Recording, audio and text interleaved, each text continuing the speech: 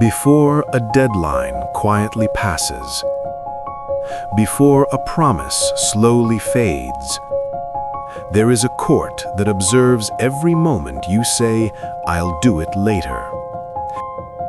This court does not measure intentions. It does not listen to plans. It listens only to action, and it never adjourns. Bring in the case.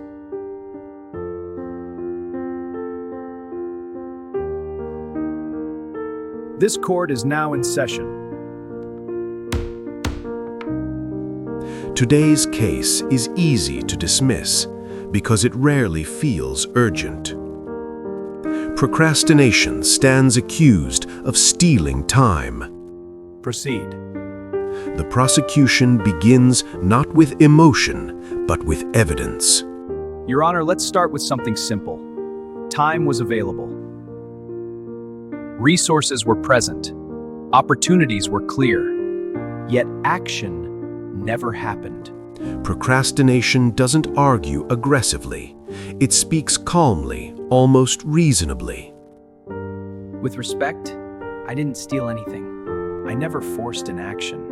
I just suggested waiting. Suggested? You didn't suggest once. You suggested repeatedly. And every time, the result was the same. Comfort steps in, not defensively, but protectively. Hold on. Waiting isn't always a bad thing. Sometimes people need space before they can act. Space isn't the issue. This wasn't space. It was avoidance.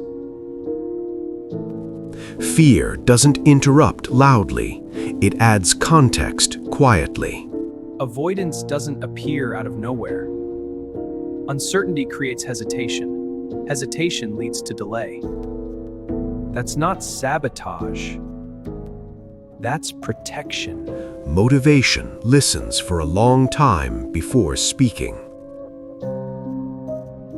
Protection has limits.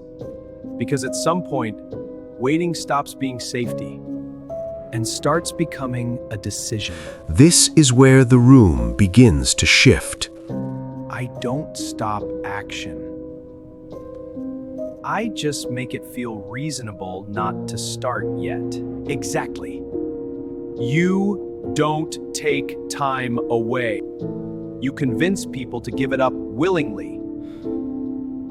Ego enters, carefully but firmly. Let's not ignore something obvious. Sometimes people delay because they're afraid to fail. Starting means risking exposure. And never starting guarantees it. Procrastination finally speaks plainly. I don't create fear. I just give it time to grow.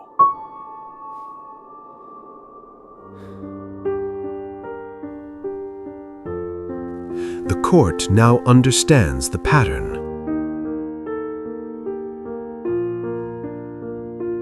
Procrastination. Answer this directly. Do you delay action, or do you decide against it? I delay. But when delay lasts long enough, it becomes the decision. Procrastination is not guilty of stealing time. However, it has been allowed to make decisions it was never meant to make. Procrastination was never meant to control action. It was meant to pause it briefly, not indefinitely. So if procrastination isn't the thief, who keeps handing it the keys? The trial never ends. It only waits for your next decision.